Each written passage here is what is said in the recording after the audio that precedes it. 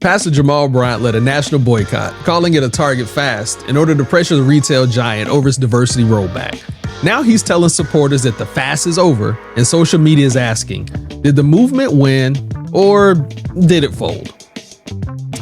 All right, here's what's really going on. Pastor Jamal Bryant recently called for a boycott of Target. Now, he framed it as a Target fast, which is encouraging Black consumers to stop spending there after the company rolled back parts of its DEI efforts. And it also faced controversy over its Pride merchandise. Now, after a few weeks, Pastor Bryant announced that the fast was over, and he said that the goal was to raise awareness and apply pressure. That's where the backlash started. Now, a lot of people online are asking, now, did the company actually change anything? Was the boycott successful? Or did it end too soon? Pat, I'm throwing it over to you. What's your take on this? First off, I don't know about you, but Pastor Jamal doesn't speak for me. And I say that with full respect. Now, granted, he was one of, and the key phrase is one of the leaders who helped to organize the Target boycott, but he didn't start the Target boycott. That boycott came from us as the consumers. We started that boycott because we were tired of companies, specifically in this case, Target, that kind of used Black people as a way to profit. So just to kind of give a little bit of backstory for those of y'all who don't know, back in 2020, when George Floyd was killed by the police, we're going to use killed because that's what actually happened. Right. Target was one of those companies that promised to invest in the Black community. I want to say they invested about $2 million, probably more. I have to do my research on that. But it was about $2 million or more in the Black community. This meant they invested in Black brands. Creators such as Tabitha Brown were able to build entire brands and legacies because of Target. Right. And every Black person that I know of shops at Target or shopped at Target. So it kind of seemed like that store that was for the people. They had a lot of Black history campaigns. I used to get my Christmas decorations from Target because they were the only place that I knew that had Black wrapping paper. They had Black Santa Clauses. You know, they represented us. But then it seemed you gotta have a Black Santa Claus. I mean, you might have a waffle color Santa Claus one day, but we'll talk about that in the future. But that's your kind of Santa Claus, waffle color.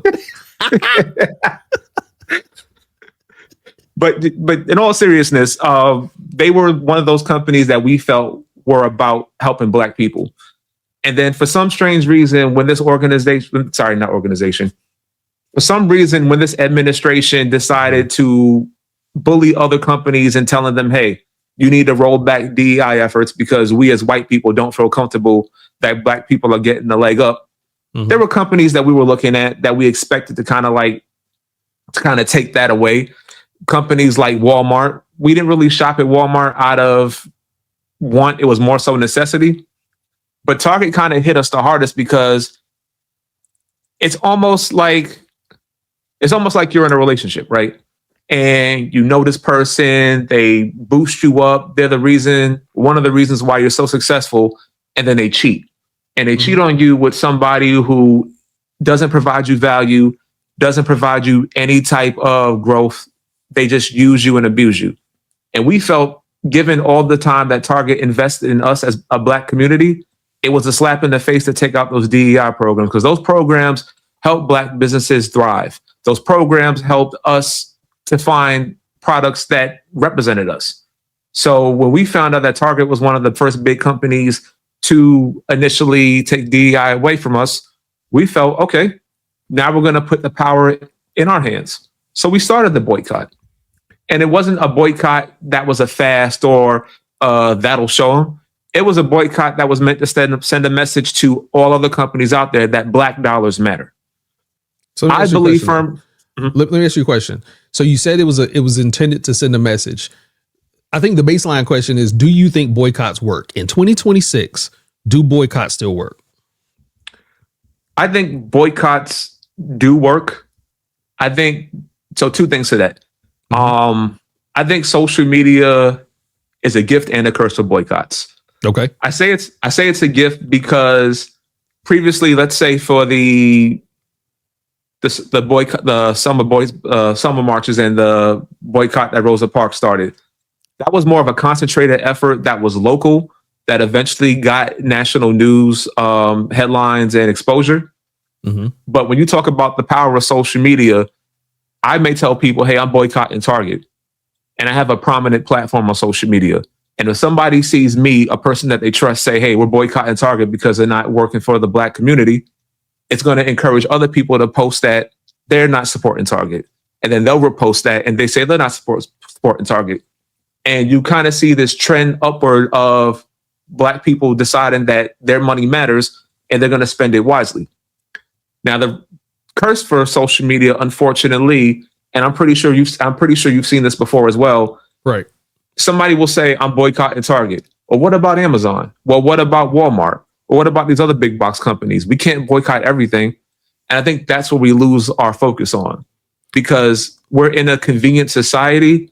So part of having that convenience is being able to know what companies impact us the most and what don't. I can say simply Target and Walmart's boycotts are different for me because I don't shop at Walmart like that. Mm-hmm. But I did shop at Target. I was clearing out hundreds, if not thousands of dollars every couple of months, getting groceries, getting diapers for my child, getting clothes, getting food, school supplies, electronics, everything you could think of, I got from Target. Right. And the Target boycott actually helped me to realize I'm spending way too much money. So I need to shop for the necessities. And when you shop for the necessities as opposed to your wants, that's when it starts to hit companies like Target a little bit more. But you have to do it in a long-term way to where it affects them, where the stores are closing down, where the shareholders are being impacted, where the board of directors is constantly replacing people in power. That's how you make those decisions happen. I think social media is doing great things to help that stay in place. So, but I think it also raises a question. And you mentioned, the role of social media. Social media plays a big role in everything we do.